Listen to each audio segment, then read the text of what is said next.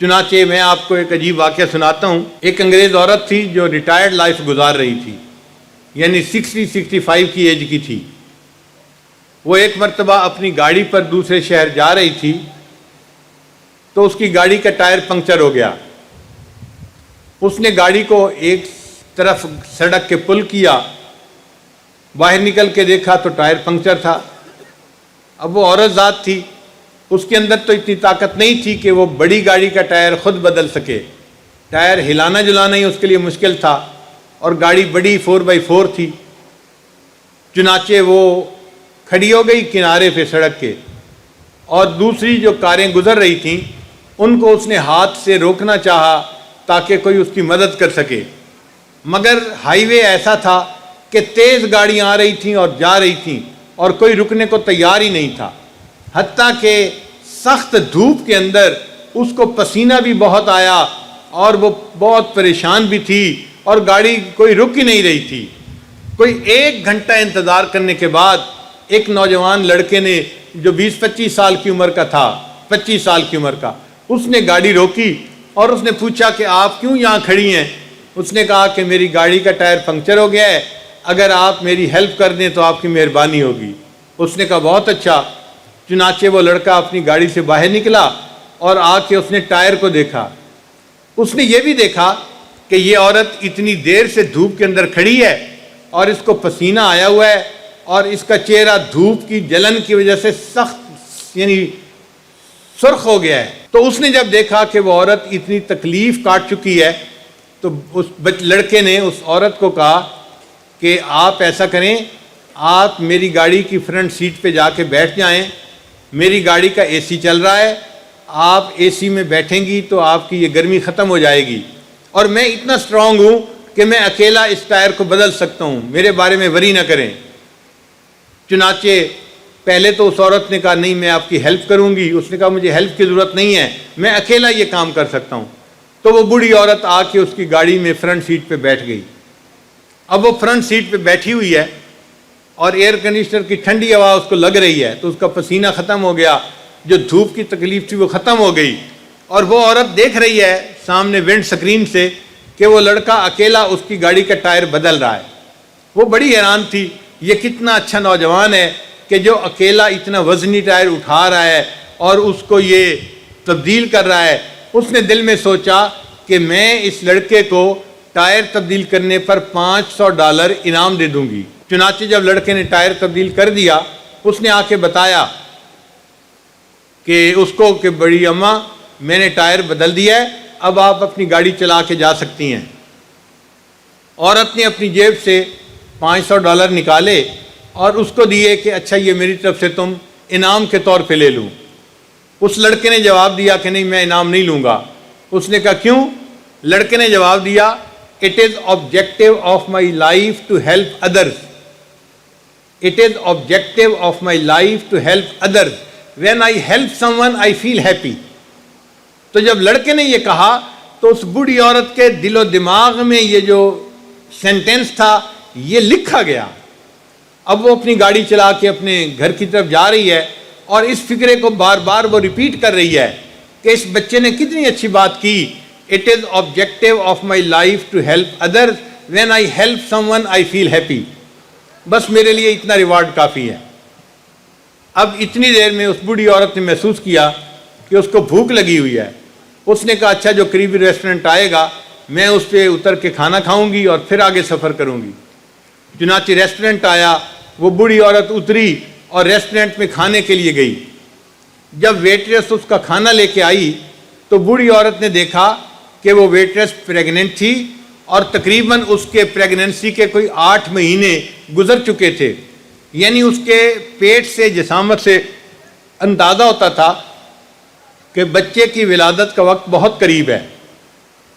اب یہ بوڑھی عورت کھانا کھا رہی تھی مگر اس کے دماغ میں وہی بات گھوم رہی تھی It is objective of my life to help others. When I help someone, I feel happy.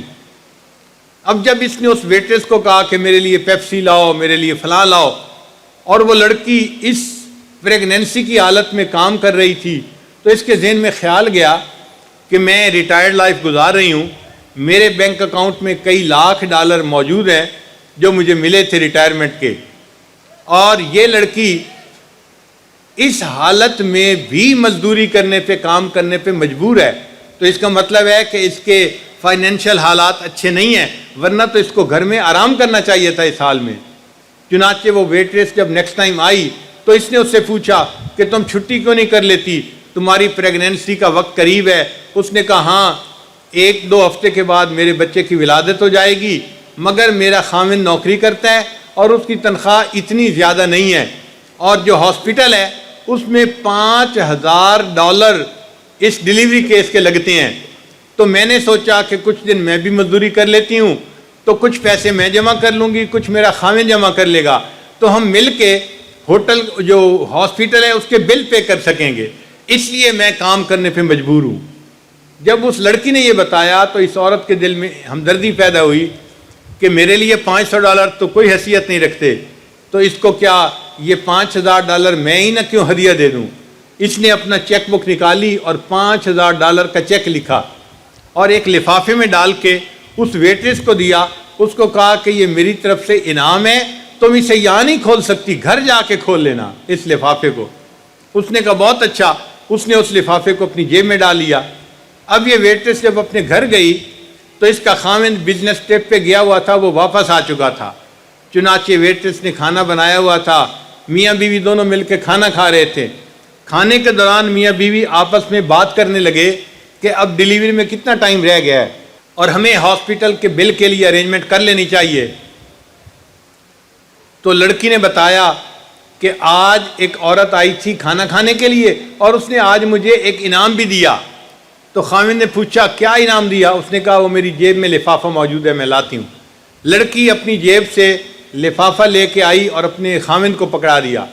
اب اس کے خاوند نے جب وہ لفافہ کھولا تو اس کے اندر $5000 کا چیک بھی تھا جو ڈیلیوری کا فل خرچہ تھا 100%، اور اس میں ایک چھوٹا سا رکا بھی تھا، پرچی بھی تھی، اور پرچی پہ لکھا ہوا تھا "It is the objective of my life to help others.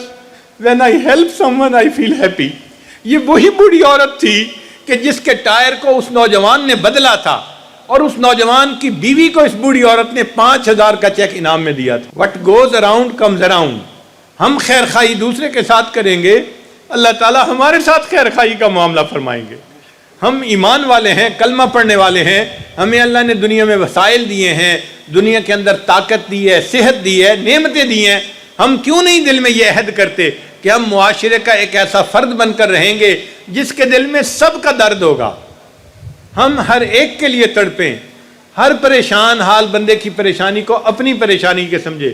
نبی علیہ السلام نے ارشاد فرمایا جو مومن دوسرے بھائی کی پریشانی کو دور کرنے میں لگا رہتا ہے، اللہ تعالیٰ اتنی دیر اس بندے کی حاجت براری میں لگا رہتا ہے۔ تو بھائی اپنی زندگی کی ترتیب کو ریوائز کرنے کی ضرورت ہے۔ ہم ایسے رہیں کہ جہاں ہوں ہم دوسروں کو گڈز ڈیلیور کر رہے ہوں، دوسروں کو بھلائی دے رہے ہوں، اچھائی دے رہے ہوں، ہر بندہ کہہ رہا ہو یہ کتنا اچھا انسان ہے، اس کا وجود تو ہمارے لیے باعث رحمت ہے۔ اور آج حالت یہ ہے جہاں ہم رہتے ہیں لوگ سمجھتے ہیں کہ یہ بندہ تو ہمارے لیے باعث زحمت ہے۔ تو اس نقطے کو ہٹا دیجئے اور اللہ کے بندوں کے لیے زحمت کی بجائے رحمت بن جائیے۔